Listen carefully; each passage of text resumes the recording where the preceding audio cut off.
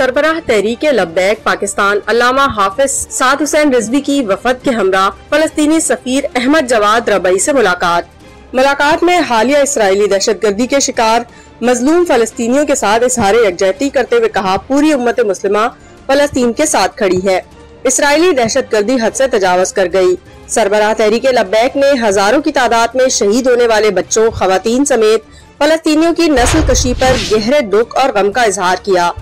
اور مظلوم فلسطینیوں کے لیے دعا فرمائی۔ فلسطینی سفیر نے پورے ملک میں تحریک لبیک پاکستان کی جانب سے فلسطین کے حق میں لبیک یا اقصی مارچ نکالنے پر تحریک لبیک پاکستان کا شکریہ ادا کیا اور علامہ حافظ امام خادم حسین رضوی کی اسلام اور امت مسلمہ کی سربلندی کی جدوجہد کا حوالہ دیتے ہوئے تحریک لبیک پاکستان کی کاوشوں کو سراہا۔ اس موقع پر سربراہ تحریک لبیک نے فلسطینی سفیر کو بھرپور تعاون کی یقین دہانی کروائی اور اس عزم کا اعادہ فرمایا کہ انشاءاللہ ایک دن ہم فلسطینی عوام کو اسرائیلی مظالم سے نجات دلوائیں گے اور نماز جمعہ مسجد اقصی میں ادا کریں گے۔